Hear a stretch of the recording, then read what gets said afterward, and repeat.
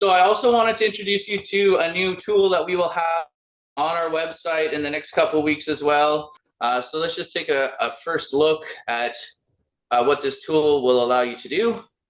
So you will see in the IES file section of the website, you will have a scale button. Once you find a IES file similar to something that you want to scale, you just go ahead and click that scale button, and then it will automatically bring you to this page where it populates the total lumens for that fixture.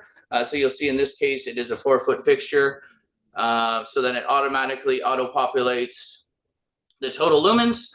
And then you go ahead and start entering your target spec. So in this case, we entered 4,000, 2,700K, and 90 CRI. And you can see in the bottom right, it will spit out some key information, including efficacy and watts per foot. And those will actually change in real time as you adjust the different drop-down menus.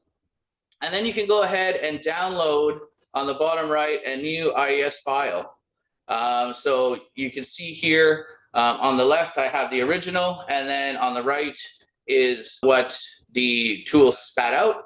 You can see here a summary of all the specs that you chose, and then you have all the new numbers here that you need for your calculations.